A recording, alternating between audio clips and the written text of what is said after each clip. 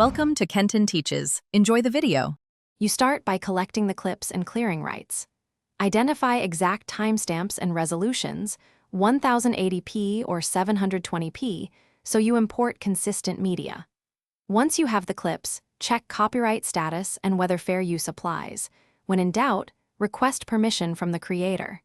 Then download or use YouTube's clipping feature to capture the segments. Make sure file names and metadata match the project folder, so you can move quickly into your editor without losing context. Once clips are in your editor, match frame rate and aspect ratio so nothing jumps on playback. Trim to the beat and use L cuts and J cuts to preserve natural audio transitions.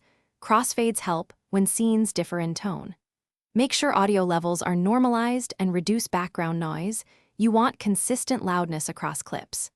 Add your narration or voiceover and captions for clarity, so viewers understand sources and context, while you maintain pacing and visual continuity. To finish, export using the correct codec and bitrate for your destination. For example, H.264 with a suitable bitrate for 1080p.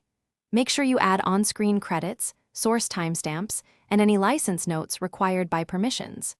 Then check the final file for audio sync and playback issues on target devices.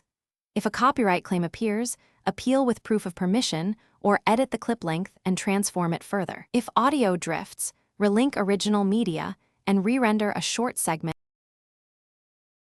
Thanks for watching. Please subscribe if this video was helpful.